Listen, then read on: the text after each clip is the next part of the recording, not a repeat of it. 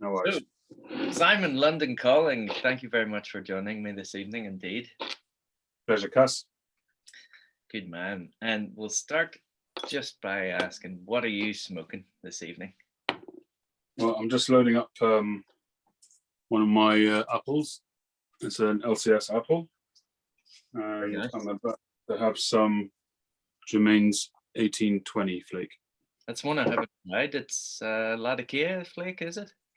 It's like a Balkan kind of type thing. Very nice. So Oriental's in there too. I'm smoking my penultimate bowl of Jermaine's brown flake. I'm very upset because do you know anywhere right now that has it in the UK? Or I tried.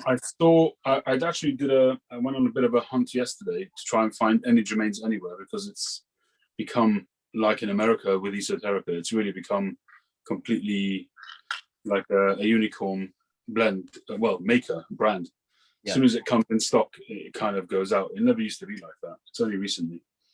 So anyway, I had a look yesterday on the various sites that I usually have a look at here in the UK. Mm-hmm. And the only one that I found one blend was the Pipe Shop up in Scotland. Have you ever been on the Wacky shop? What's it called? No, it's called the Pipe Shop. Yeah, it has like a character's face for their symbol, like a sailor. Is it? Could be. I'm not sure.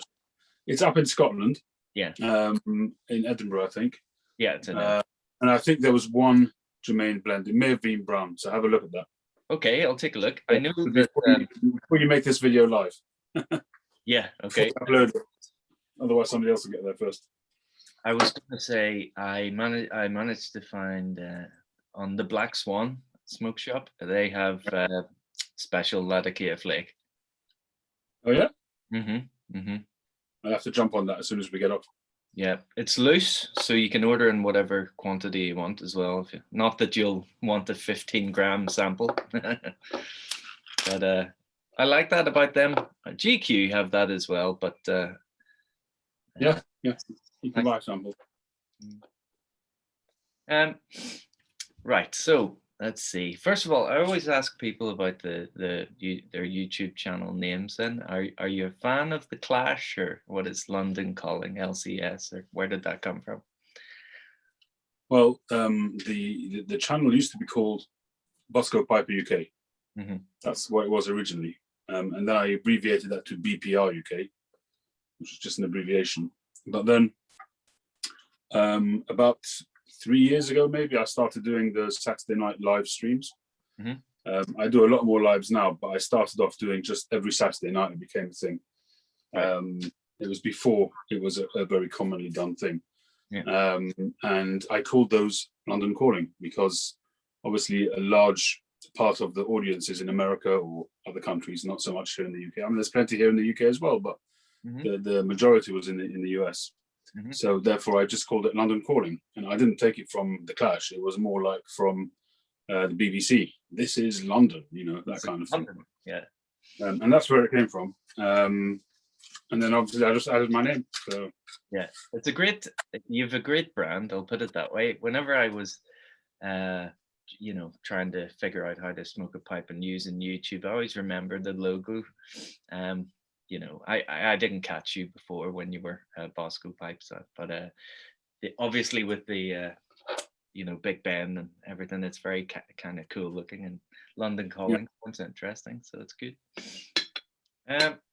So I know you're a big cigar fan, and you smoked cigars predominantly beforehand and then moved on to the pipe. I wanted to ask. Well, it wasn't quite like that. I started off actually with pipes. So in my teens, I actually I smoked cigarettes for about 5 years. So from about 16 and a half, 17 years old till about 21 years old, I smoked cigarettes. What was your Marlboro Lights? Yeah, nice. I mean, I dabbled with it, but I smoked Marlboro Reds originally, but they actually introduced Marlboro Lights whilst I was smoking. So I went over to Marlboro Lights then. They also introduced hundreds, the longer cigarettes. Yeah. I don't know if they still do them. So they introduced hundreds then as well. It's kind of showing you my age now. Yeah. So I smoked Marlboro Lights. I gave up cigarettes. I was about 21, something like that. I had a bad turn in Heathrow Airport in the days when you could smoke everywhere. And I was smoking on the way back from the United States. My brother's wedding was in the States. I was on an escalator and I almost toppled over on the escalator on the way down. I had a really nasty turn, felt very faint. Just a nicotine, empty stomach? It probably had nothing to do with the cigarettes, but I just put it down to the cigarettes at the time. Well, that's and good. I stopped cold turkey. And in the interim years between then and now, say the last 5.5, 6 years, I probably smoked, maybe half a dozen cigars, as anybody might, not because I was a cigar smoker. Like, if you go to a wedding or a function and somebody offers you a cigar, so, real casual kind of thing. Literally, you could count them on one hand in the interim 30 years. Really? Yeah, right. 25 years.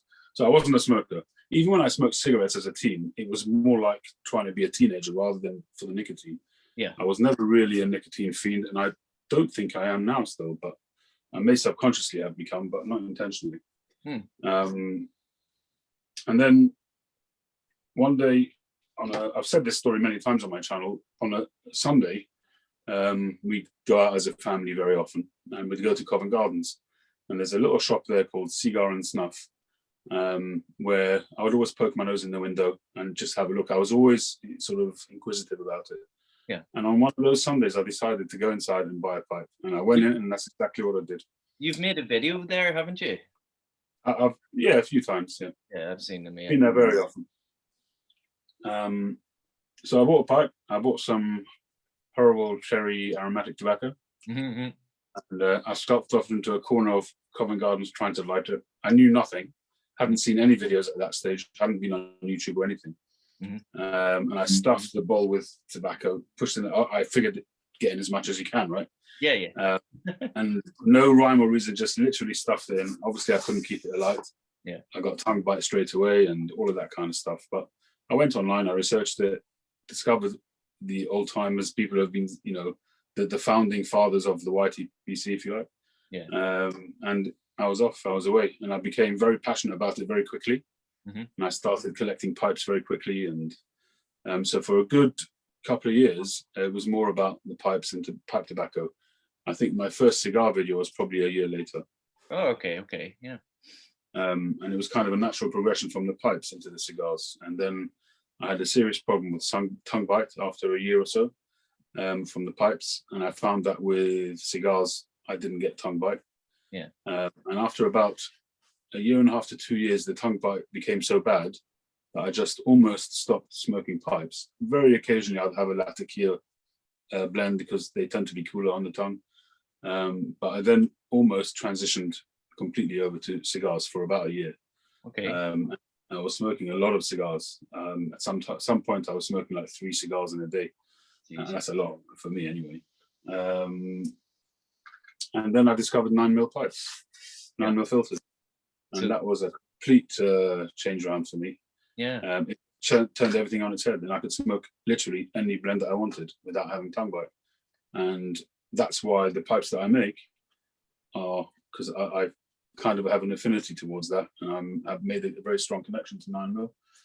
And I know that when I started buying 9mm pipes, and I wanted to buy something a little bit more artisan-y, you could, but it wasn't as available as regular pipes.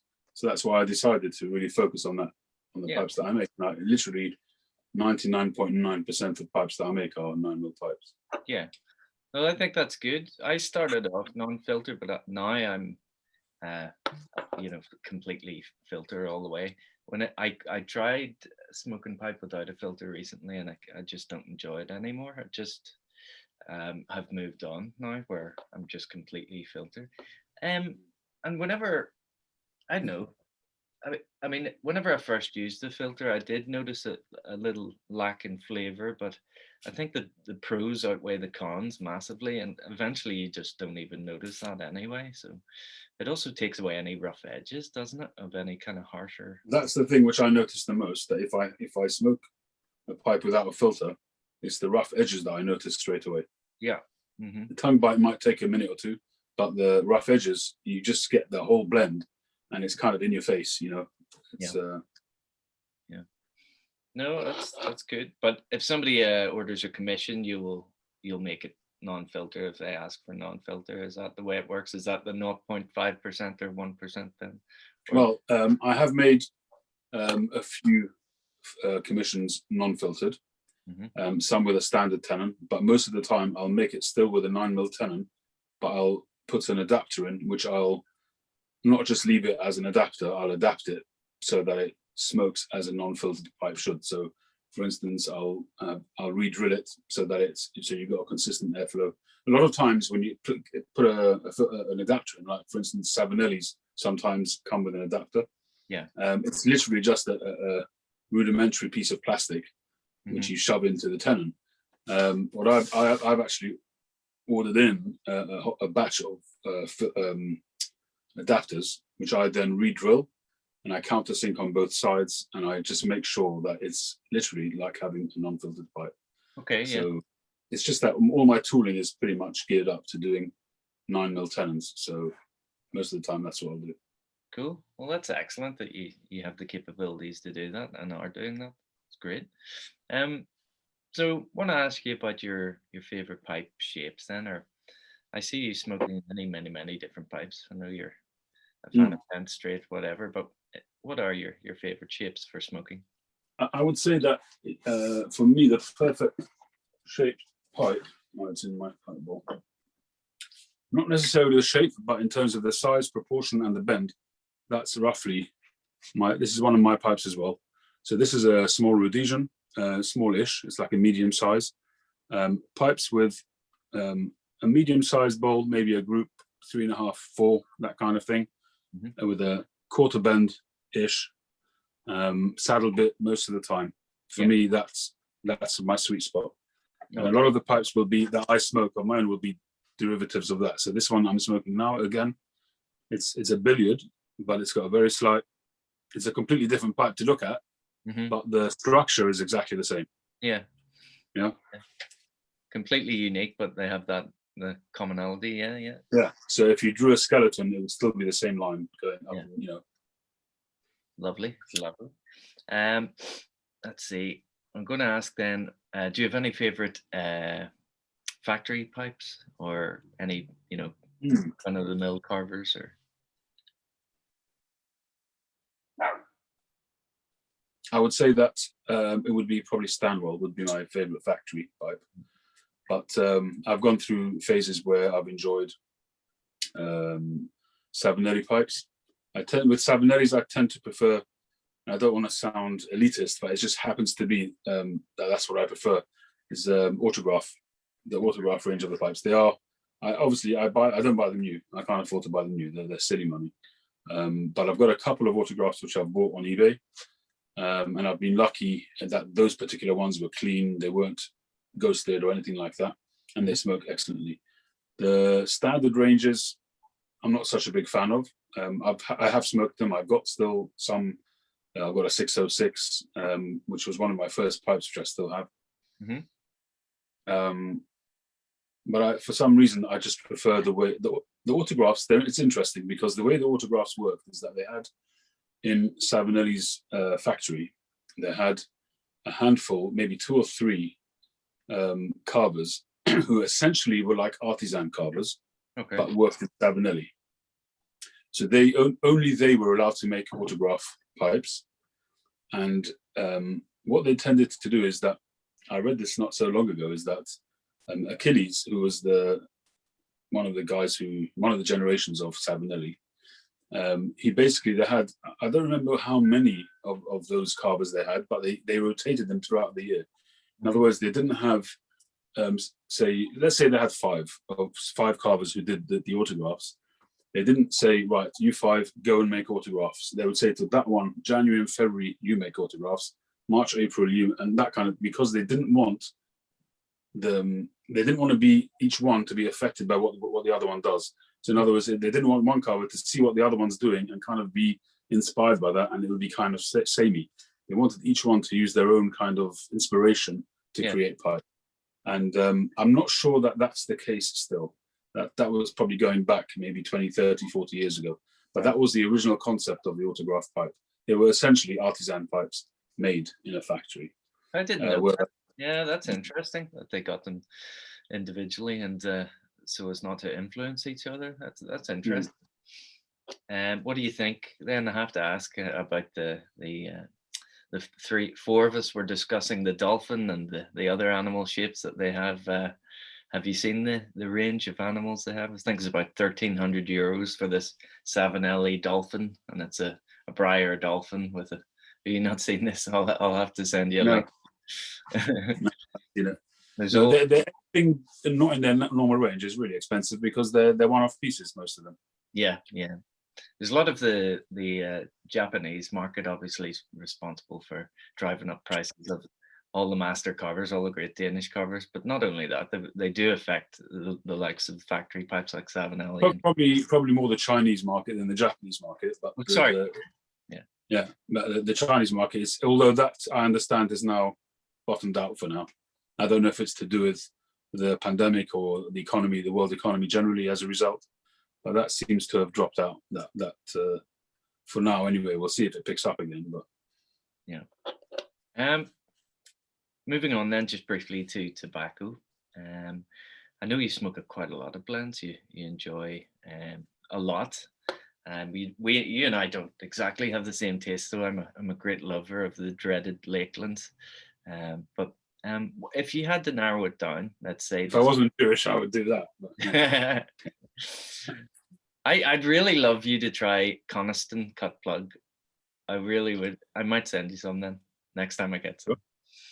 Just to get you on. You'll have to do a VR just for me then. No problem. It'd be a pleasure. It's a lovely one. But yeah, if you had to narrow it down, let's do our Desert Island Discs top 3 blends. What would you take?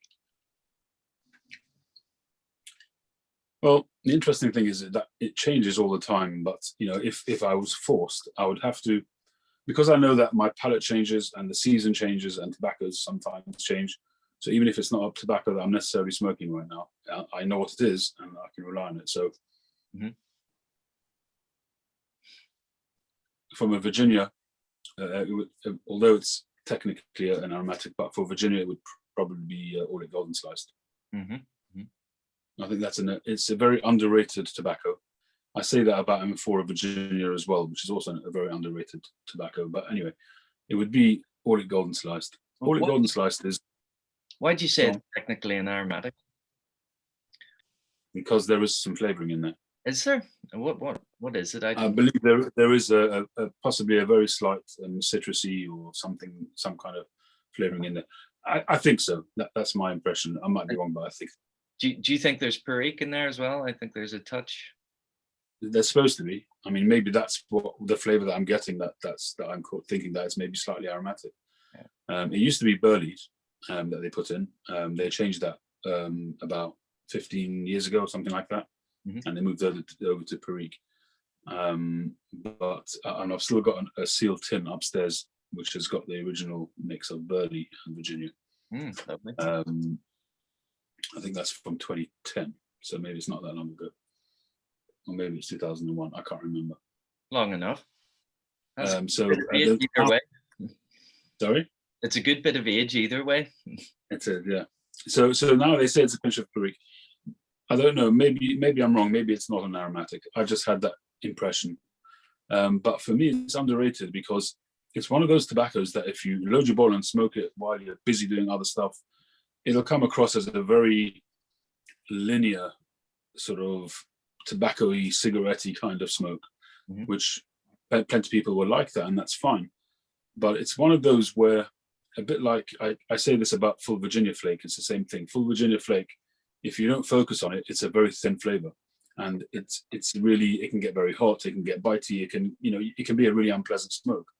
But if you sit back and you're relaxed and you just slowly sip on it and you kind of make sure you get the right humidity of the tobacco before you light it, that's not too wet, not too dry, and you get it right, it can be a magical smoke. Right. With Orlick Golden Sliced, what I find Orlick Golden Sliced is less subtle. Full Virginia Flake is very subtle. I think the layers, the complexity of the nuances of Full Virginia Flake are subtle. So you need to focus on them to get them. Audit Golden Slice is not as subtle. I think you get fantastic flavors. It's got a very citrusy, but sweet citrus, like a sweet orange kind of flavor to it. And it's really, really nice. And even if you are busy doing other things, you can still enjoy it. It has a great smoke. I use it as a blending tobacco as well. So for the mix that I've made, London Fog, I use it for that. I think it's a great tobacco. It's a versatile tobacco. So for me, for Virginias, it would definitely be Audit Golden Sliced. For Latakias, that's become a bit more challenging now, Latakias, because I would have always said Northwoods, Boswell Northwoods, which I'm well known for to smoke. But recently I've been smoking 1820 and also Special Latakia Flake. And 1820 at the moment, when it first came out in 2019, I smoked it and I really didn't enjoy it. It was very, very green. It felt very young and it just didn't taste very good. And I dipped into it every so often and I could see a slight improvement. About a month ago, I tried it again and it was where it should be. It's taken over 2 years to really get to where it should be, to my palate anyway. And Jermaine's have said that it's really very much the sister of Penzance. So there are some blends which are mirrored with other blends. So the famous one is Stonehaven and Rich Dark Flake, which is, they're said to be the same blend minus some very, very slight ingredients because of regulations in America and here. But they're essentially the same blend. Now, people have done, side-by-side reviews and they detect the difference. I've done one of those reviews. There's a video somewhere on my channel. If there is a difference, it's minute. It's almost imperceptible and not significant enough to make a fuss about. But they are essentially the same blend. So 1820 Flake is supposed to be the same as Penzance. And I do see that the similarities very much. I think Penzance is richer, but I think this is an easier smoke because it's not as rich. So you can smoke this more often, I think. It's got a very herby, herbally kind of taste. It's got a tea, like a sweet tea kind of taste. You're getting the Latakias, obviously the smokiness, the mustiness. The Virginias give it some earth. It's a very nice blend. But in terms of Desert Island for Latakia, it's really between those three. It's between Special Latakia Flake, 1820 Flake, and Boswell Northwoods. And if I really was pushed to the wall, I think I would still say Special Latakia Flake, even though I don't smoke it that much, because Special Latakia Flake is a super special tobacco. I was surprised with the smell of it. I thought this is going to be Latakia heavy, and no. It's not. The Virginia's playing first. It's really more of a Virginia. It's only because Latakia is such a pronounced flavor that it shows its presence in the blend. But in reality, the majority of it is Virginia. If you get an 8-ounce bag of it, the gold bags, and you open it up, you could often see, especially if it's fresh, you would often see a predominantly yellow color, and then with dark black blotches. And it's the way it's made, the way it's prepared is different to, for instance, Penzance or 1820 Flake or any of the others. To me, what it appears is that the way it's made is that if you take 1820, even when it was fresh, it was black, and you've got all the components mixed together, pressed into cakes and then cut into slices. To me, it looks like the way they've made Special Latakia Flake is it's pretty much a bed of Virginias, a cake of Virginias, and they've put like a handful of Latakia here and a handful of Latakia there, and so on, and then they've pressed it and then cut it. So you get almost it's like a marble effect, So some spots which could be almost just Virginia. You'll obviously get the smoky flavor because it's pressed with it, but it's definitely it's also, you've got to be careful when you prepare it for your bowl, for your pipe, because it's very crumbly. The Virginias aren't, because they're Virginia, but the Latakia is very crumbly. So if you rub it out too much, you end up with dust. So you'll end up with mostly Virginias and then dust. So you have to just be careful. There's a little bit more fussy preparation, but it rewards. It's a fantastic tobacco. Yeah. Much more subtle, much more creamy, smooth, a mustiness rather than a smokiness, rather than a campfirey smokiness. It's a musty, sweet, sour smoke, which is just, I think it's fantastic. Yeah, I couldn't believe it. The flakes looked like a zebra for me, and like what you're saying, it did just look like they've got instead of, like you say, mixing it up and then pressing it, they've just okay, here we go, there we go, press it, boom, ready to go. So yeah, you got to be extra careful and make sure you have some a bit of everything in your bowl before you light it up. And what's your other blend then? Okay, so aromatics, I guess. Okay, yeah. So at the moment, it would certainly be McLaren's Vanilla Cream. Very nice. Okay. It's funny, I've become an old codger. I never used to smoke aromatics. I never got anywhere near aromatics. But in the last 6 months or so, I first discovered Solani's Blend 131, which is, I suppose you'd call it a normal loose cut kind of,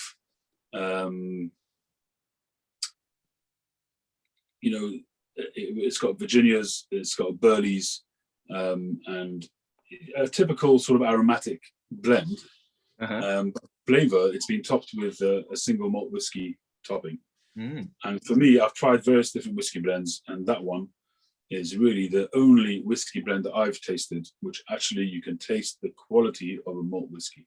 Okay. And I've recommended it to many people, and they've thanked me for it. It's a fantastic blend. Also, it's quite full. It's a proper aromatic, so you can't smoke it all day, every day. I mean, me anyway. You might be able to, but I can't. It's too heavy. The same reason I can't smoke vanilla cream all day, because it's a full-on aromatic. Yeah. But I think that vanilla cream just comes out in front by the very fact that I only smoke 131 every so often now. Okay. So yeah, those would be my three: Orlik Golden Sliced, Special Attica Flake, and vanilla cream. That's an excellent choice, sir. I might say, I haven't tried that. The Solani. What was it? It's readily available here in the UK, usually. I will order it then on your recommendation. I recently tried for the first time Bothy Flake, and I found it to be the first kind of whiskey-based aromatic that I had noticed the taste of whiskey as well. But it's I haven't tried. It's have you tried Bob's Chocolate Flake? Have you? Yeah. It's exactly the same with a different topping. So the blend is the same amount of Latakia, Virginia, Cavendish, and maybe a touch of Burley, is there? And a bit of Lakeland in there as well. Say again? Is there a bit of a Lakeland flavour in it? Yeah, I detected anyway. Yeah, but it's very, very subtle, just like Bob's. Yeah. Those are good choices. So you've got your aromatic Virginia and the Latakia. You're not going to be bored with it anyway. Let's see. Okay, I was just going to move on to talk about your pipe making. Obviously, it's something we need to get into. You seem to always be streaming, which I think is great. There's a lot of people always seem to be watching you as well, so it's very popular. And I know you start a lot of, you're a catalyst for some good discussion about pipe making as well, and whatever else everyone's talking about. But how long have you been streaming while making? It's something that's kind of ramped up in the past year, hasn't it? Well, it got ramped up during lockdowns. So I was in quarantine for a very long time when each of my family, one after another, got the virus. So we were in quarantine for over 50 days consecutively. 50? Jeez. It was about 54, 55 days. So we're basically indoors all the time. And that's kind of when I think I started streaming a lot. I streamed before, but literally day after day was probably then. But the first pipe stream that I did was when I got my first lathe. So, I mean, if you want, I can give you a little tour a bit later on of the workshop. Sure. So my first lathe I bought, and I didn't really know how to use it. I mean, I've obviously seen videos and stuff like that, and I was playing around with it. I mean, I could use it, but not how to, the whole process of making a pipe. Yeah. And I had the lathe on, and a couple of guys got on. One of them was Dropbow Woodworks, Glenn. Glenn, yeah. From Glenn Thompson from Australia. Yeah. And the other one was, I forget his name now. I've not really seen him since, but it was just it was a godsend. Both of them literally held my hand through the process from beginning to end of making a pipe. And that's the foundation of my pipe making knowledge now. Obviously, I'm learning all the time and I'm increasing my skill set, but the basics, the basic principles of how the lathe works on the axes, that everything has to line up and how to do that kind of thing, how to drill, that's all based on that single. It's actually over 2 or 3 streams. It was almost over a day or day and a half. Mm-hmm. And they literally took me from beginning to end. And I'm forever grateful to them for that. So that was my first stream. That would have been about 2.5 years ago. Mm-hmm. Mm-hmm. That was my first pipe making stream. I think London Calling had already started before that. But that was my first pipe making stream. And then every so often I would do a live video. But as you say, lately it's become almost a daily thing. Mm-hmm. That's great. I was on as a quick Zoom with Glenn and his other Aussie mate from New South Wales. What's his name? Mark Jenkins. Hippo. Yeah, is that Pipe Nutter? Hippo, they call him. Mark Jenkins. Hippo. Oh yeah. Yeah. Hippo, mate. But they're all good guys. Good sense of humor. The Aussies, you can rely on them for that anyway. Yeah, I wouldn't know what to do. If somebody put a lathe in front of me, I could maybe attach something to it, but it might freak me out when it was actually on. It is more complicated than you would think, I would imagine. But so that's great that they were around to help you then. Let's see. I saw your. Let me see. Oh yeah, I wanted to ask them a bit of a cheeky question. I know you recently streamed from start to finish making a pipe in a short amount of time. Was it an hour and a half or less? Was it 52 minutes? 52 minutes. I wanted to ask why did you think that was a good idea? Well, what happened was I was in the middle of making a pipe, and I was testing out a new set of jaws. Okay. And the whole thing went a bit ski with, and the bit of Briar, I think it started off as a bigger piece, and I ended up having to whittle it down because I'd messed up because the jaws had somehow got the Briar off axes, right. So it was all wonky. So I had to trim it right down. It was a small thing. I said, I'm going to whack out a pipe. I was quite frustrated at the time because of what had been going on, and I thought, sod it, I'm just going to whack out a pipe. Let's see how long it takes. And that's how it went basically, and that's what it was. It's 52 minutes. Okay, so it was literally trying to do it in a, Yeah, no, somebody was timing it. Yeah, I think Paul or Chad, one of them was timing it. Yeah, had the timer on. Ah, perfect. That's all right. I didn't understand. Well, I should have. You can contact Guinness if you want. Did you look into that? Did you see if there is a record? No. No. I'm pretty sure that's going to be close to a world record, like 52. According to Mike, Briar Blues, he says that Tom Eltang can make a stem from start to finish in 15 minutes. So if he can do that, then he can probably do a pipe in half an hour, because the stem usually takes longer than the pipe. Well, I think you and Tom Eltang should have a pipe off of some sort then over the summer, perhaps. I'd love to meet him. It'd be great. Let me see. I've had very little exposure to pipe makers, besides for the few that are here in the UK. I would absolutely love to be able to meet up with a few of the Danish pipe makers. As far as I know, Tom Eltang is quite welcoming. He's quite open. And if you go and visit him, I think he's quite happy for people to come and see him. So I would absolutely love. He's a living legend. I'd absolutely love to go and see him. And then you've got I don't know how approachable people are, but you've got some of the greats still there in Denmark. Nana Iversen, Jes Tronovitz. Yeah. You've got Skovgaard, some of the newer ones. There's loads of them there still. Yeah. Iversen family. Did you watch Father the Flame yet? Have you seen it? I did, yeah. It's really fucking weird that they didn't release it hard copy anywhere else, I think, but the United States. You have to get it Couldn't on get it. You couldn't Vimeo, get it here. in Vimeo of all places, Yeah, I hope somebody will put it on a DVD at least, so you can get it. But I found it to be an interesting video, quite a unique take, because I think a lot of people thought it was going to be about pipe making, or about pipe smoking even, but it wasn't. It was about the characters who they focused on. Yeah. So there was a big focus on Mimo, on the Briar cutter, and there was I think there was also a big focus on Lee Eric or Erk, yeah, in America. I think he was the primary focus, and it was about their state of mind, their emotional journey in life, and how pipe making was connected to that. Yeah. So for me, it wasn't really. I would have wanted to. That side of it was nice too. It was a great sort of framework for the video, but I would have liked there to have been much more pipe-related content. To see them working on pipe, making a pipe, or talking about the tobaccos they like or something. But for me, it missed quite a lot of that.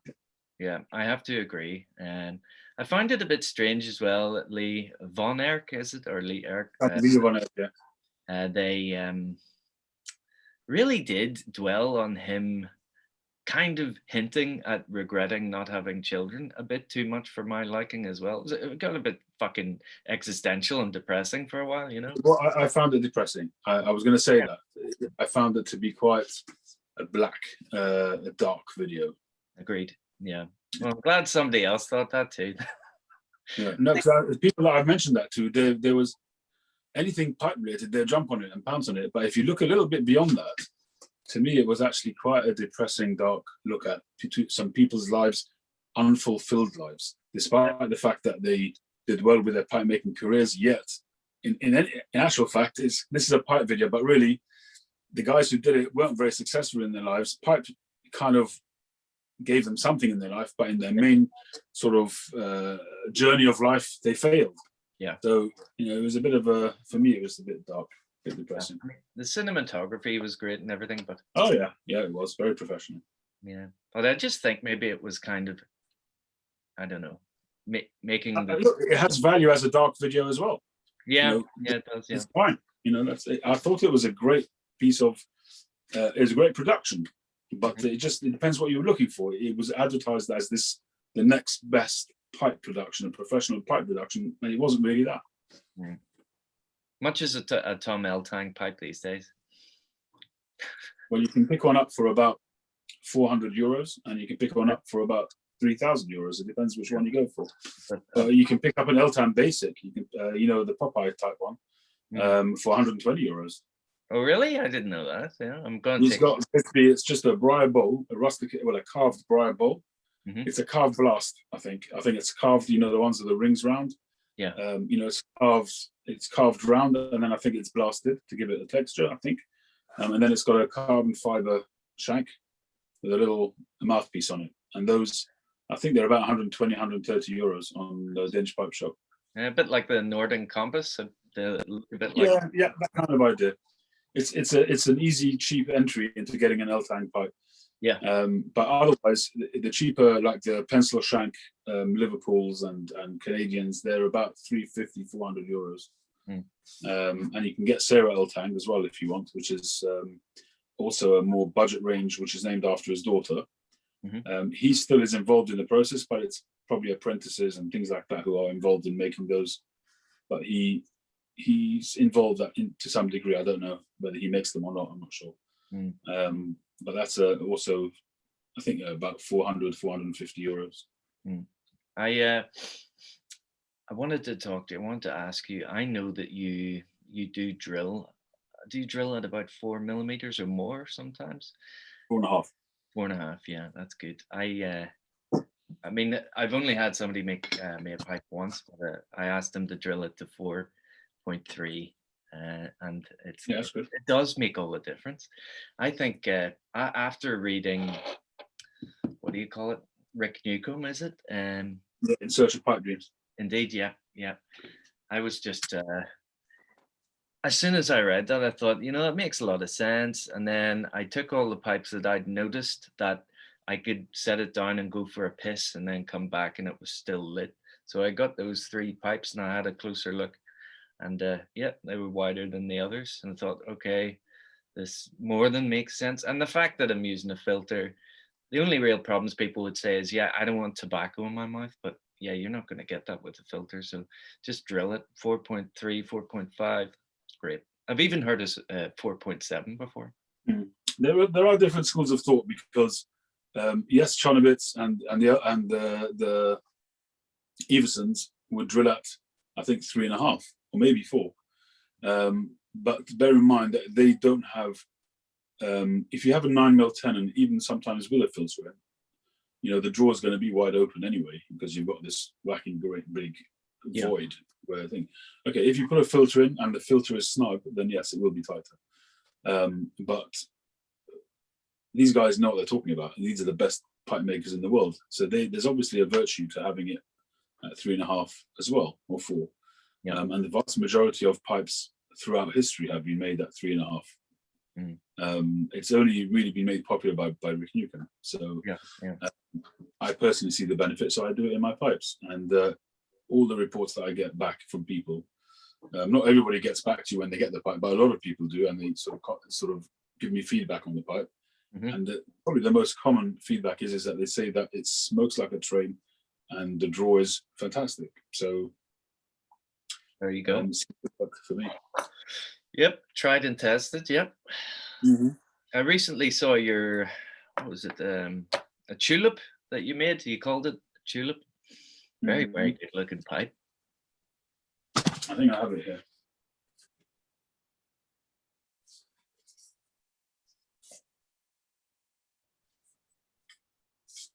And was there a Maplewood ferrule, or was that a different? I thought I had it here, but I don't have it here. Was there what? Sorry. Was there a Maplewood ferrule, or was it another pipe? Yeah, it was maple. Yeah, end of the shank kind of cap. Very nice.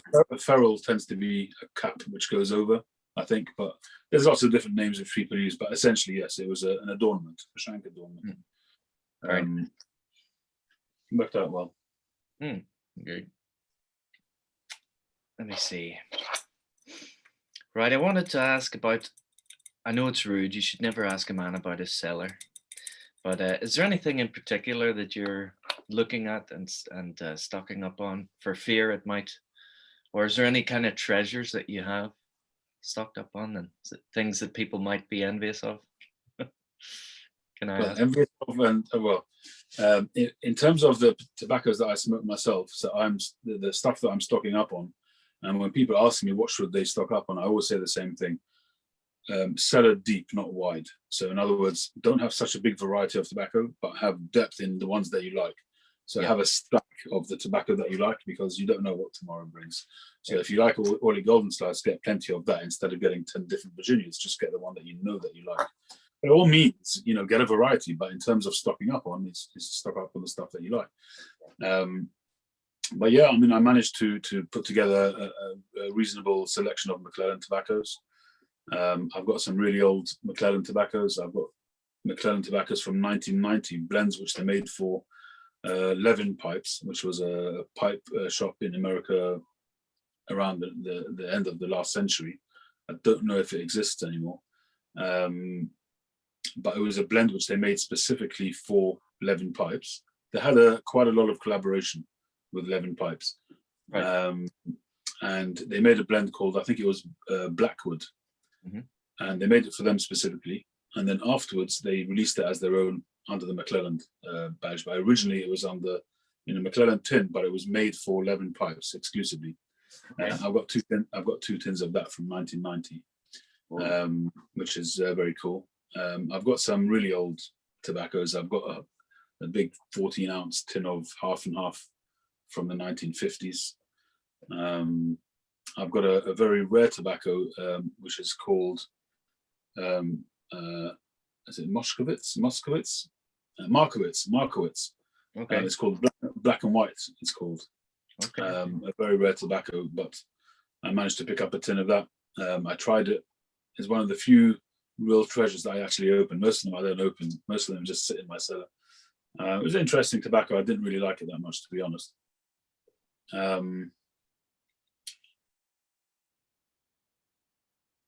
Yeah, so I mean, I've got some old McBaron, from the 70s. I've got a few tins of that. But yeah, it's McClellan's. I've got some Esotericas, that kind of thing. I was going to say, if you the McClellans maybe hold on to, they'll be going up in price. Yeah. I mean, I used to smoke them a lot, but I prefer the stuff that I'm smoking most of the time. And I'll smoke McClellan's every so often. I've got some 40th anniversary. I've got a little selection of tobacco here, which I keep up on my shelf. So I've got my pipes up there. I keep them up high because it's too dusty.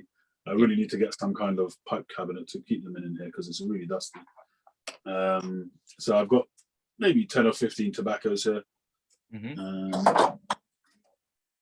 So that's what I've got left of an open jar of 40th anniversary McLaren's. Nice. And do you have any special tricks with keeping tobacco, or do you use any kind of, you stick Bovitas in with certain things, or do you just stick it in the bell jar and forget about it? That's what I do. If it's tobacco which I smoke regularly, then I'll put them in mason jars. If it's a tobacco which I've tried, and I'm not that hot on it, I'll leave it in the tin and I'll put it in a Tupperware container because, if it gets dried out, I'm not that bothered. So I've got maybe 3 or 4 Tupperware containers with lots of baggies, open tins, stuff like that, which I'll dip into every so often. But anything which is stuff that I want to ensure that it keeps in good condition, I'll stick it in a jar. Yeah, nice. Let's see. So cellar deep, not wide. That's good. Some good advice. I'm starting to settle down now. I kind of had been sleeping around, as I like to put it, but I know what I like and I like what I know now. So it's time to maybe concentrate on those 10 blends and deep, not wide. What would be your favorite 3? Okay then. I'll become the questioner. So one of them would have to be Kentucky, and it would either be they're both McBaron actually. It would be H.H. Bull Kentucky or the Old Dark Fired, and it's a really tough call. And it might even be the Gawith Dark Flake, but it's got that Lakeland essence. I haven't tried the Dark Flake without the Lakeland essence, so I would probably go for Old Dark Fired, to be honest. Okay. I think it's a really, really substantial tobacco. I think it's. I'm not sure if I've tried it. I've tried the one which is like, it looks like a sandwich. So there's light, dark, and light. What is that? Which one is that? And that may be Orlick Dark Strong, maybe. Possibly, yeah. Right. It is kind of striped like that. Yeah. Are you not too fond of Kentuckys, or do you? I haven't really tried them. I know Tim's recently got into them big time. Hermit Pipe. But I've never really gotten into them. It could be that I would like them. I don't know. Is it kind of got a smoky quality to it? Yes, but not in the same way as Lada K. It's more. No. It's more. A lot of people describe it, but I disagree with this description. A lot of people say it's got like a cooked meat, kind of a smokiness. I don't get that at all, and I don't know what people are talking about. The only time I ever felt like that or got that taste was from the Black Irish X. You ever smoke that stuff? I may have. I think Stephen has sent me a little bit of a pigtail. Does it come out in a pigtail? Yes, yeah, it does. So yeah. He may have sent me a little bit. I might have tried it. I don't think I was into it. Yeah, Bajay's is Bagora. It's like smoking a steak. It's not good. I don't want my tobacco to taste like food. But unless it's sweet and sticky food, It's interesting, yeah, because we do smoke cherries and that kind of cherry tobacco and that kind of thing, yeah. Vanilla. Yeah. So yeah, that would be Kentucky's covered then. Probably, let's say a Virginia-based blend then.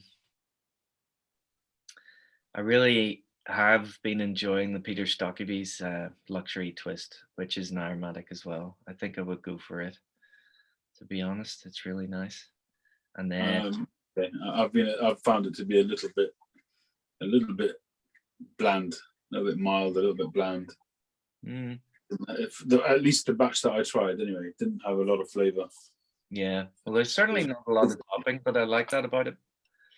And but no, the Virginias aren't very bready. It's more kind of the higher notes, the grassy notes as well. But yeah, it's a more cigarette-y kind of flavor to me. And the third one then would have to be a Lakeland, and it would either be Coniston Cup. No, it wouldn't. It would be Bosun Plug, which is has clove oil, essence of clove in it, and it comes through. I could see that tempering the flavor a little bit if it's got clove in it. Mm-hmm. Maybe not too much of that.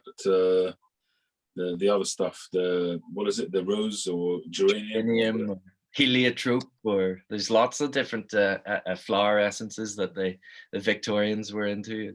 It's very strange. But do you like really heavy Lakeland or milder? I like all of them. Right. I've recently been trying to smoke all of them basically, but from Cannon Plug, Grassmere Flake, Grousemere Plug. What else? We got Kendall Flake, the Coniston Cup Plug, the Revor Plug, loads others. Can you imagine what your den smells like in there? Yeah, exactly. Yeah, Granny's pants. Yeah. The stronger ones like Ennerdale. Ennerdale is a different beast. Ennerdale, I could actually tolerate Ennerdale. Oh, really? Yeah. Because Ennerdale is. I always say that it's like a Bakewell tart. Yeah. It's got that marzipan-y sort of flavor to it, and for me that just makes it just about tolerable. You still get the Lakeland, but it makes it tolerable. It smells delicious, and it makes it smokable. But even that, it ghosts like a good one, like any Lakeland would. I can smoke it a little bit, but I probably wouldn't finish a bowl of it. Yeah.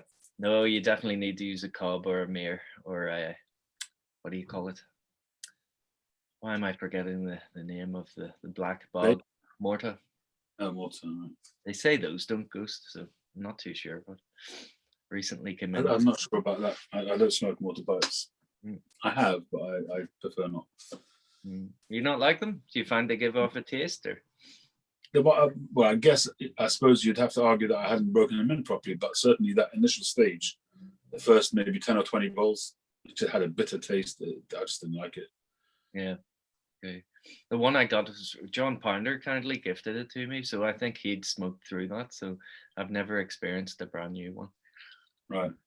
I've made a few. I've still got a few mortar blocks.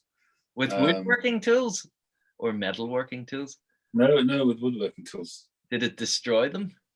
No. I mean, I was told beforehand that they take a lot of work, and you need to have very sharp tools. But I didn't actually find it that difficult to work with. But maybe I was lucky. You know, some people talk about when they make mortar that the whole thing explodes. You know, when they drill it or if they're cutting it, the whole thing just shatters. Yeah, I've been lucky. I haven't experienced that. Yeah, I've heard of pipe makers doing it once and only once. There's more than 2 or 3 of them. The reason why pipe makers don't really, some of them stick to it and they specialize in it. But the reason why some don't is because of there's a cost problem, because there's a percentage of pipes that you make that will come back to you, because mortar, you can have either very dense, heavy blocks, or you can have featherweight, literally no weight to them at all. And so people prefer the lightweight ones, but the problem with that is that they're so the opposite of dense. They're so lightweight and they're so sinuous. There's so much air in between the sinews, the fibers of the thing that, you know, unless you either put a decent bowl coating on it, or the person who smokes it knows what they're doing, that thing's going to turn to ash. And I've had that with one customer. He sent me the pipe back. He told me he's having a problem. I told him to send the pipe back, and the whole inside was completely, it was like ash. It just burnt through it. So I made him a new pipe, free of charge. Not my fault.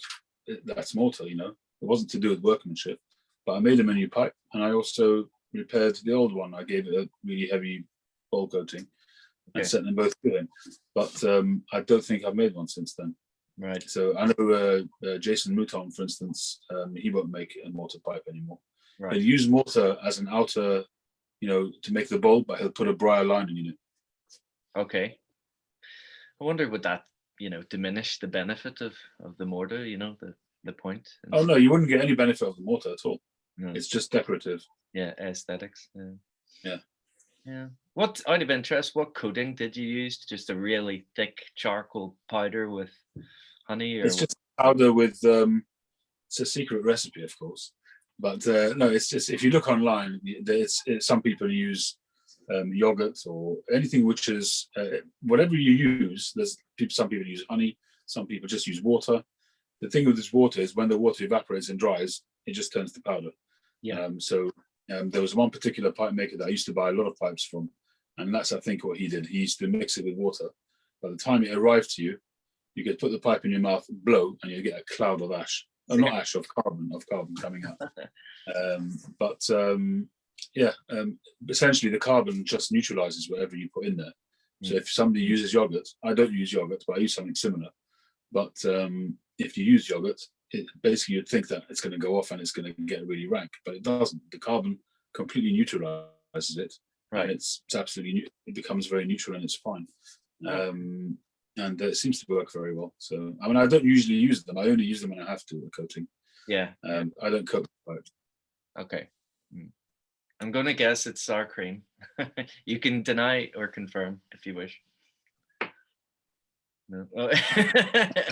It's Simon's special sauce that nobody's allowed to know the ingredients of. Yes, what was I going to say then? About your lathe and everything, do you ever turn your hand at anything else? Woodworking, kind of bowls, things like that, or ashtrays? Yeah, so I started now just trying out doing ashtrays. I've made 2 so far. I've sent one away as a gift. Mm-hmm. And I've got one on my desk, which is right here, which is there. That's lovely. It's a bit ashy. Basically, it's got a removable, so you can just replace the cork if you need to. Yeah. Very nice. Yeah. Is that what wood is that? This is, I forget now. It's a regular wood you buy from any of the wood specialists online. It's nothing fancy. I can't remember. Looks good. It's a basic wood. Yeah, I've ordered. I'm still waiting to get it. I've ordered the largest blank that I've bought so far to date. It's my mum's birthday in a few days, a few weeks, and my mum's, she's in her 70s. Mm-hmm. She doesn't really want for anything. So what can I give my mum? So I thought if I give something that I make, it'll have a special kind of meaning. So I've decided to make her a bowl, a salad bowl or a fruit bowl or whatever it is.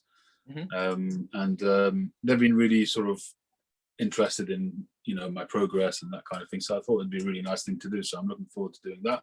Hopefully I won't mess it up and I'll be able to give it to her on her birthday. I'm sure you will.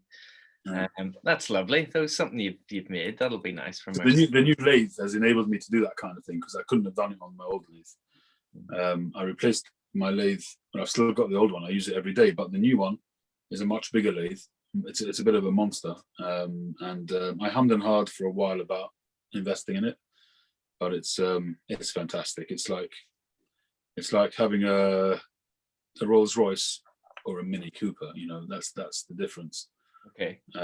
What is the main difference then that you notice? Is it RPM that makes things easier or more smooth? It's not the RPM, it's the torque behind the motor, behind the so you've got a motor which powers the spindle. Mm-hmm. In most cases it'll be belt driven. Mm-hmm. But the torque on this motor is so strong that previously, for instance, on my, let me just turn the camera around so you can see what I'm on about. That's okay. Of course. So that there is my old, I thought I might be able to zoom. So that's the lathe that I first started there, okay? Mm-hmm. Yep. So it's a relatively small lathe. It's a hobby kind of size lathe. When I bought it, I bought 2 stages above hobby, so that it should give me some kind of longevity, which it has. It served me very, very well. But for instance, if I had a block of briar on there and I was drilling it and the briar was particularly dense, it would take quite a while to drill through it. On this one,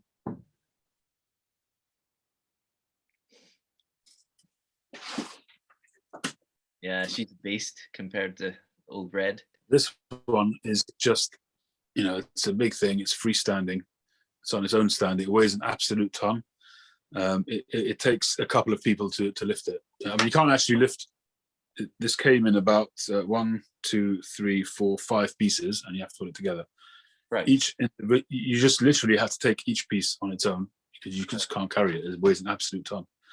And it's planted on the floor. You don't even have to bolt it to the floor. It just doesn't move. Whereas that thing, the other one, I had to screw down to the workbench, to keep it still. Yeah. But it's the torque behind it, which is just unbelievable. Whatever I put on there, nothing will stop it. It'll just keep turning, whatever happens. Whereas on the other one, if it got stuck, it would stop. The motor would stop, and I'd have to quickly turn the motor off to stop it burning. Whereas this one, it won't stop for anything. Right. It'll just keep going. The torque behind it is just unbelievable. And I suppose it's a bit more of a load off your mind as well. You don't have to worry about it stopping, jamming, burning out then on you, having to rush to turn it off. Were there ever any instances where you did have to rush to turn the old one off? It's only where, as I say, if something got stuck, if sometimes the drill bit would wedge into the bowl as I'm drilling it for whatever reason, maybe the drill bit was a bit blunt, say, something like that, then I'd have to turn it off, yeah. I mean, all it does is you just hear it go, it hums, because it doesn't, you hear the motor humming, but it's not moving. So you just have to turn it off and manually separate the drill bit from the block. It's presumably it's got some kind of fail-safe in there to stop it burning up too quickly. But it's a good little lathe, it really is. But it's not designed for the amount of work that I put on them, that I put through them. Yeah. Whereas this big one here, it's the fact is it's got a 5-year guarantee, and that speaks to that the company stands behind the quality of it. That's a long time, 5 years for warranty on something like that. Yeah, great. And has pipe making taken over then? I know you're a photographer, professional by trade. Are you still doing that? I know maybe with COVID it's kind of stopped, did it? Or? It's still my trade, and my diary is now, thankfully, is booking up quite nicely for June onwards. But I haven't done pretty much hardly any photography in the last 18 months. Mm-hmm. There was a bit of a hiatus in the middle where after the first lockdown, as we got towards the summer, things opened up again. Mm-hmm. So there were a few little jobs then, but besides for that, literally just a handful of jobs. I've done no photography must be getting on for 18 months now. Mm. By the time we get to June, it will be, yeah, because we went into lockdown. What was it? Just before Christmas, wasn't it? Yeah. The year before. No. Oh, that was. You mean the last? Yeah. It'll be nearly 18 months for sure. So the pipe making has just been miraculous for me. I had the timing of it was just perfect. I had a year and a half to get my skill set sort of to a point where I could sell the pipes. I'm not saying that they're the best thing since sliced bread, but at least to a point where I could sell them. Yeah. And I had enough time under my belt before the pandemic set in. Mm-hmm. And then I was able to just get some income from that. You'd think that through the pandemic, when people were in lockdown, people weren't working, that people wouldn't have disposable income, but the opposite seems to have been the truth. People are at home and they're focusing more on their hobbies and that kind of thing, and people so I sold a lot of pipes. During the last year and a half. Yeah, that's great. You certainly seem to, people seem to be buying them very quick. Like, check out your Instagram and it seems the pipe is made and then it's sold, so it's a good sign. Sometimes. At the moment on my website I've got half a dozen pipes sitting there, so it seems to go in spits and spats. Sometimes the pipes will go immediately. Mm-hmm. And sometimes it'll take a few days. Sometimes I'll do a sale or that kind of thing, and that will prompt some more sales, but it's been good. I'm very good. What's your website, Simon? Sorry, I've never seen it. lcsbriars.com. lcsbriars.com. Perfect. I'll stick a link in the bucket as well for folks who are watching. Please do. Thank you. Instagram as well. And your photography, what were you doing? Was it corporate or weddings, or what were you into? It's social, family stuff. So it's weddings, engagement parties, bar mitzvahs. I did a little bit of press photography sometimes for local things which were going on, fundraisers and that kind of thing, but mostly weddings and family events. Nice. Okay, cool. You must be a good people person then. You have to be. Yeah. You have to. Yeah. I've had some really challenging days as a wedding photographer. Wedding photography is challenging, I can tell you that. You definitely you earn your money. Even if everything goes smoothly, it's still a challenging day. Yeah. A lot of in-laws and the bride and groom, I'm sure, wanting everything to be perfect. I had one event which I've had a couple of real stinkers, but two which always stick in my memory, and I haven't mentioned them before. One was very early on. It might have been, within the first 10 or 20 weddings that I'd done. Mm-hmm. So I was pretty green and nervous and that kind of thing. But on the day, it turned out, as I'm getting to the venue, so the bride tells me, just want to let you know that the two sets of parents don't talk to each other. Fuck. So it was an absolute nightmare. So they were bickering like kids, and they were just anything that they could do to find fault with the others, they were doing that. Right. And it's a Jewish wedding, so there's various ceremonies which happen throughout the day. Mm-hmm. You have that in any wedding, but certainly in this wedding there was various ceremonies, and especially the one where they do the blessings under the canopy. They've all got to be together and happy families kind of thing. But I literally had to act as counselor on that day, and I actually managed. I don't know how, but I managed to get them to talk to each other at some. By the time we got to the bits that we had to do, mm-hmm. managed to get them to talk to each other, and the day went very well in the end. What was the other one then? The other one was a bit sad, actually. It was a bit sad. It turned out that the groom was bipolar, mm-hmm. and I don't think the bride knew about that. And I'm not sure that the other. Don't forget, it's a Jewish wedding, so it's not like they're courting for 2 years. Oh, so it's Orthodox Jewish. It's an Orthodox, so they'll be. They kind of arranged marriages. Okay. So it basically, if you're interested. Yeah. Okay, so you've got, obviously in every religion you've got different levels of observance and orthodoxy and that kind of thing. Mm-hmm. So in the majority of Orthodox weddings, I would say ultra Orthodox weddings, either the bride and groom will be introduced to each other, and they'll go out, and then it'll be entirely up to them. There's no forced marriages, right, that I'm aware of, but just the introduction. So in other words, it can happen that they two might meet up in university or something like that and fall in love and that kind of thing. Sure, but the vast majority of them, because there's no real co-ed kind of situation in the ultra-Orthodox world.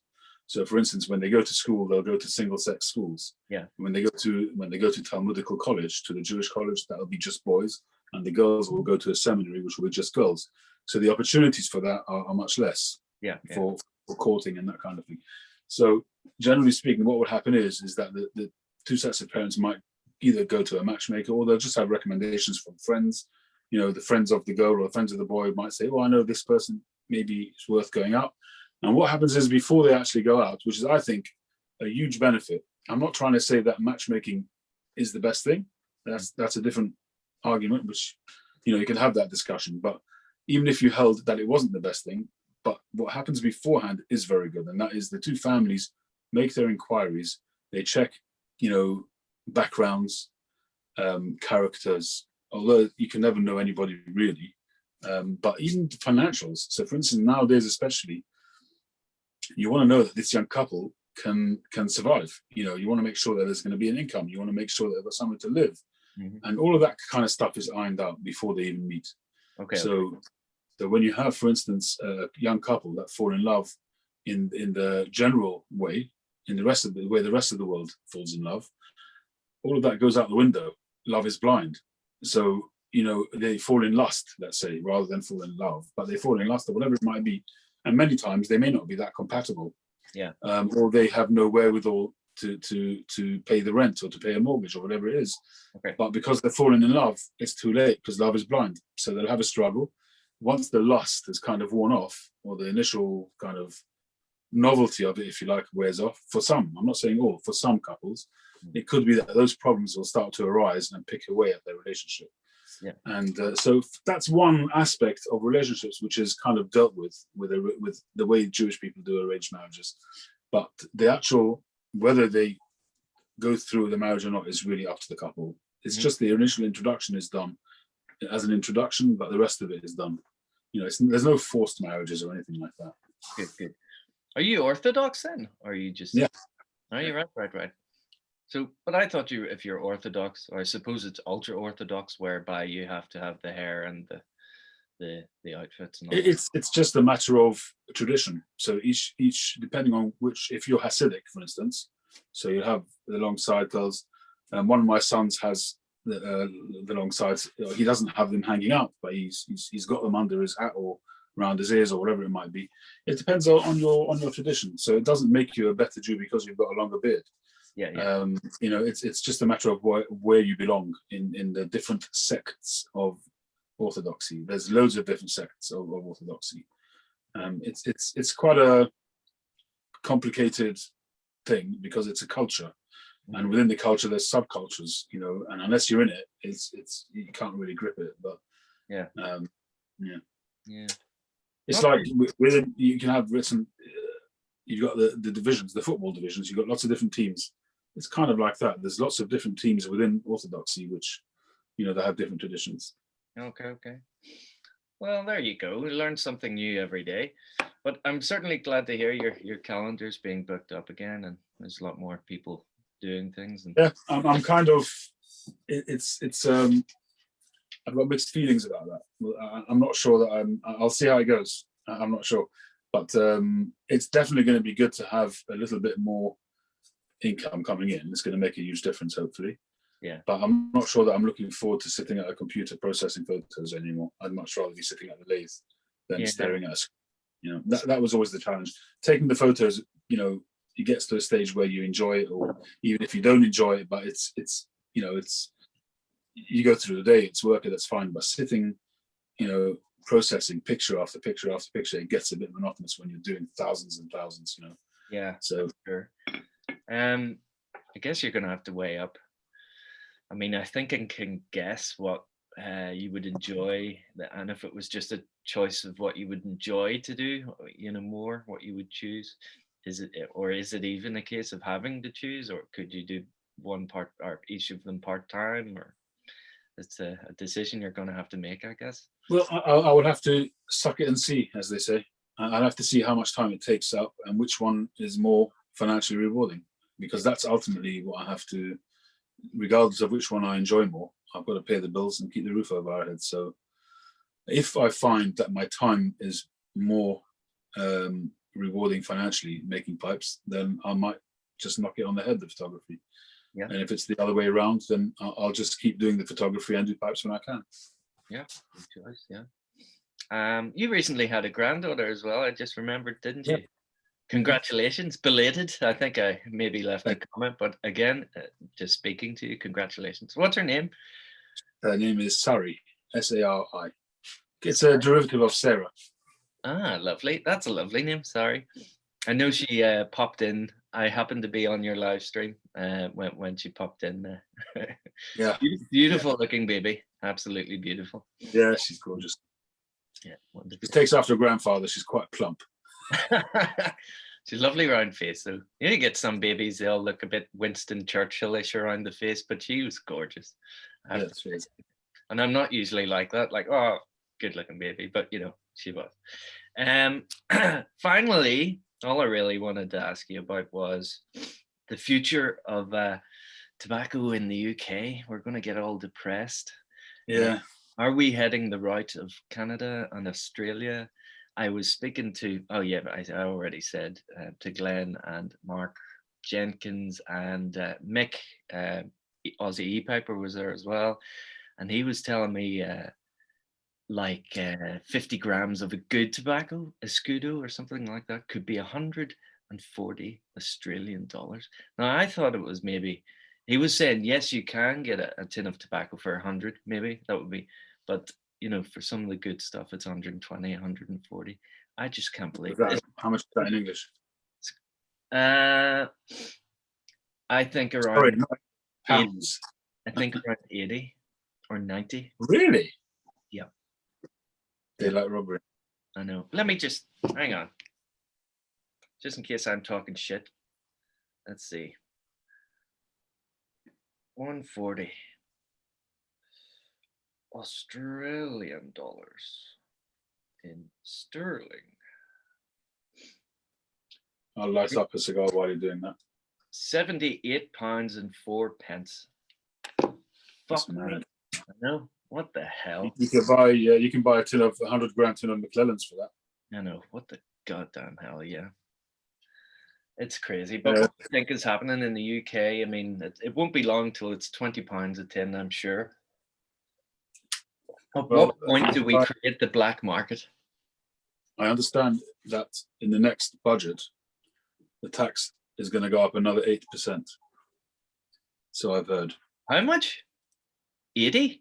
No, 8. I said 80. I was like, Jesus, 8%. Jesus, that's cheeky enough.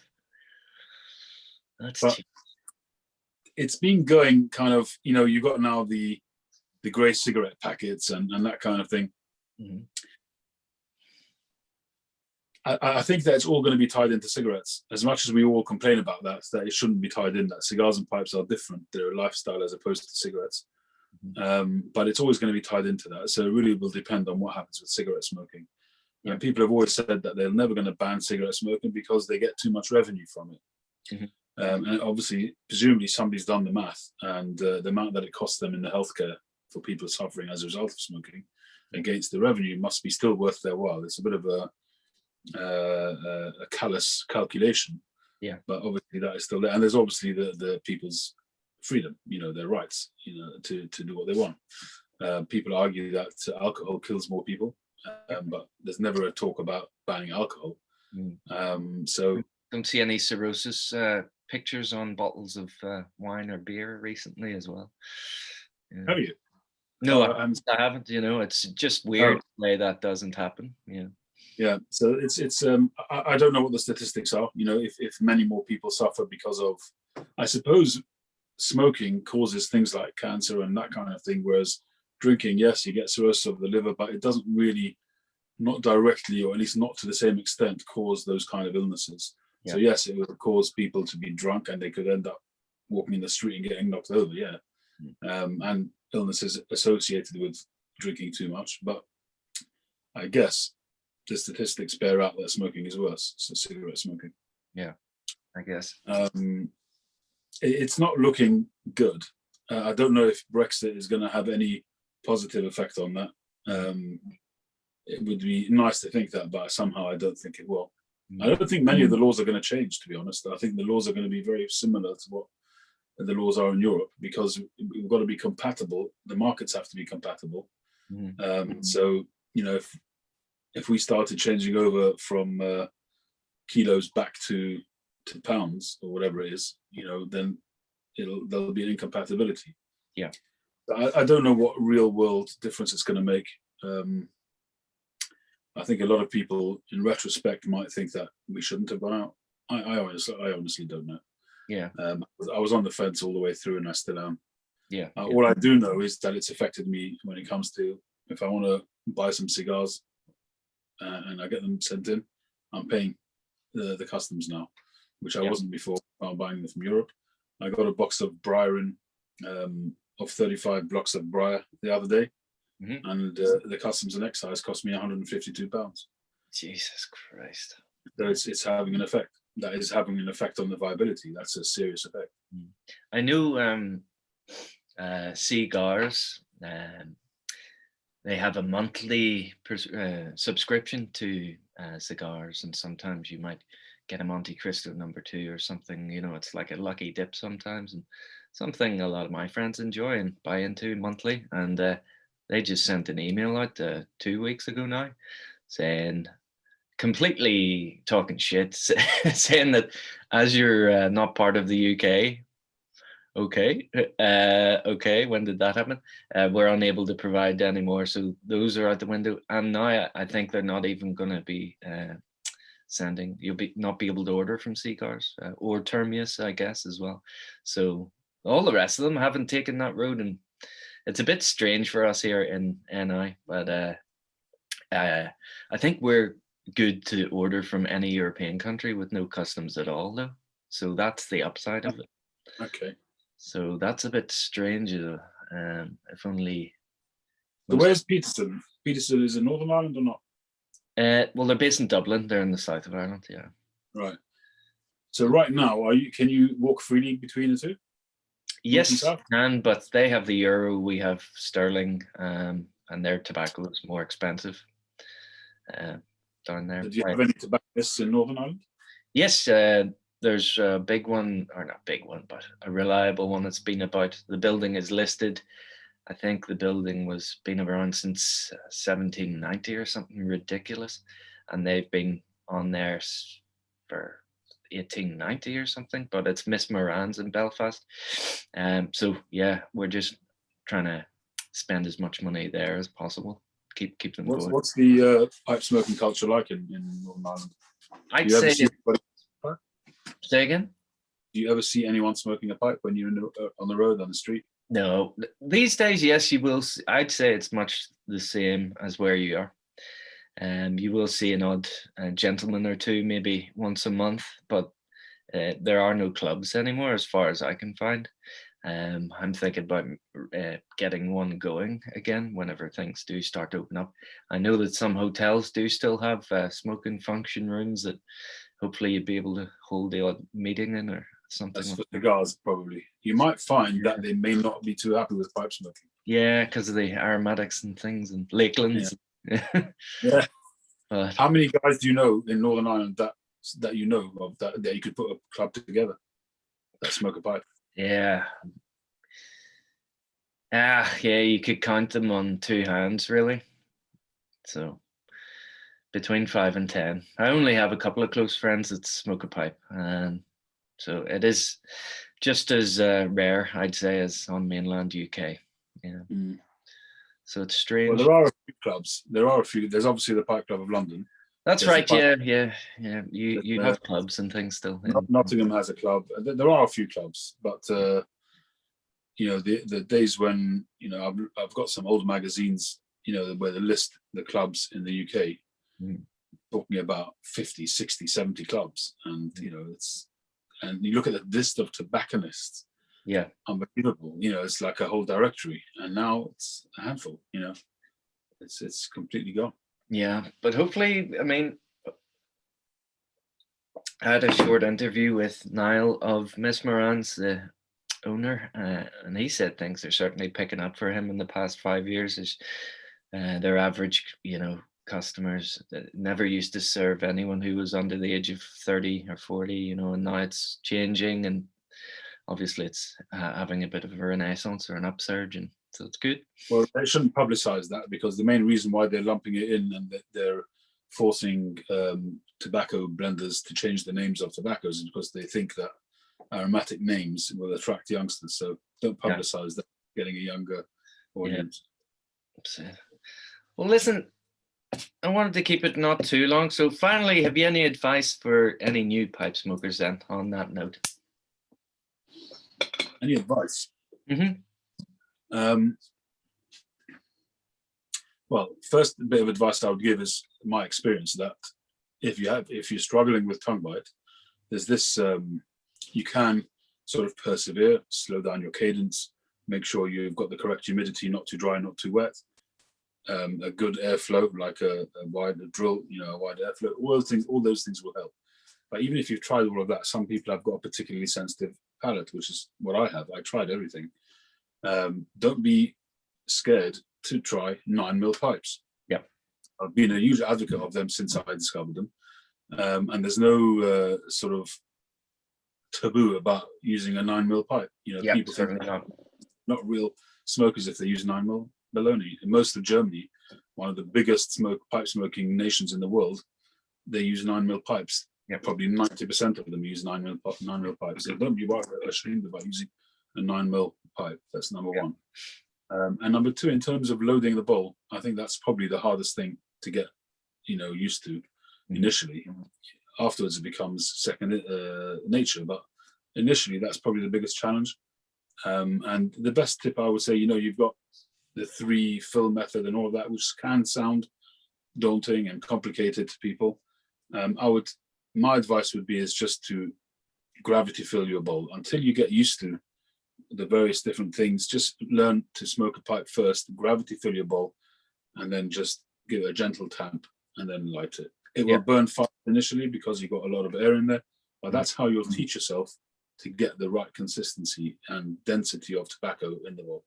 Just when I say gravity fill, just take a pinch of tobacco and drop it without pushing it. Just let it and just let it gravity fill. Once it's full, push it down a little bit, maybe add a bit more if you want. But even if it's half a bowl, it doesn't matter. Smoke it like that. And what you'll find is that when you gravity fill, and because it's so spongy, you'll tap it down a bit to be able to get more in. Essentially, you'll arrive at the 3 fill method because that's what you're doing. Yeah. You're going to have a very, very light fill initially. You push it down a little bit, not too much. You don't want to condense the tobacco. You've got to allow the most important thing of the 3 fill method is to ensure that the base of the pipe has got as much air as possible. Yeah. So you can do other methods like the Frank method and all these kind of things where you've got 1 fill but a huge sort of void at the bottom. That's complicated to you do it. But the main thing is to have plenty of air in the bowl. Yeah. And then you'll get used to getting the right packing method that suits you. I suppose that's the advice I would give. Perfect. That's some good advice there. We'll leave it there. I'll end the recording here. So Simon, thank you very much for joining us. Thank you for asking me. It's been a pleasure. It's been a pleasure getting to know you over the last however long it is since you hit the YTPC. And you've really embraced it with gusto with these chats. It's really nice. It's a good way to really expand the YTPC as well, or at least to link the YTPC, because people who are subscribed to your channel might not be subscribed to mine, and vice versa. Yeah. And then people look at the comments and they'll subscribe to those people. So it's a great thing that you're doing. It's a good service to the YTPC. So thank you. Well, thank you. And good luck on the next ones. Who have you got lined up? Glenn from Drop Bear Woodworks. Speak of the devil. Well, thank you. I'll end the recording here. Thanks a lot. All the best.